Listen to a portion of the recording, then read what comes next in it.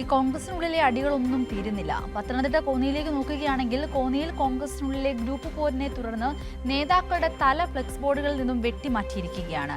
ഗ്രാമപഞ്ചായത്ത് സ്ഥാപിച്ച ഫ്ലെക്സ് ബോർഡുകളിൽ നിന്ന് പഞ്ചായത്ത് പ്രസിഡന്റ് ഉൾപ്പെടെയുള്ളവരുടെ ചിത്രങ്ങളാണ് വികൃതമാക്കിയിരിക്കുന്നത്. വികസന നേട്ടം ചൂണ്ടിക്കാട്ടാനായി സ്ഥാപിച്ച ഫ്ലക്സ് ബോർഡുകളാണ് ഒടുവിൽ വിവാദമായിരിക്കുന്നത്. ഭരണ പ്രതിപക്ഷ അംഗങ്ങളുടെ ചിത്രങ്ങൾ അടങ്ങിയ ഫ്ലക്സ് ബോർഡിൽ നിന്ന് പഞ്ചായത്ത് പ്രസിഡന്റ് റോജി എബ്രഹാമിന്റെയും പഞ്ചായത്ത് അംഗം പ്രവീൺ പ്ലാവിളയുടെയും തലയാണ് വെട്ടിമാറ്റിയത്. Praveen Konni block Congress committee president കൂടിയാണ്.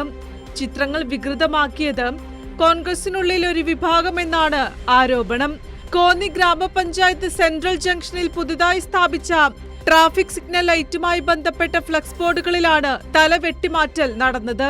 വികസന നേട്ടത്തിന്റെ ക്രെഡിറ്റ് പങ്കുവെക്കുന്നതുമായി ബന്ധപ്പെട്ട് കോൺഗ്രസ് നേതാക്കൾ തമ്മിലുള്ള വാട്സ്ആപ്പ് ചാറ്റുകളും വോയിസ് ക്ലിപ്പുകളും പുറത്തായതോടെയാണ് ഭിന്നത പരസ്യമായത്. ആഴ്ചകളായി വാട്സ്ആപ്പ് ഗ്രൂപ്പിൽ തർക്കം തുടരുന്നതിനിടെയാണ് ഫ്ലക്സിലെ തലവെട്ട്.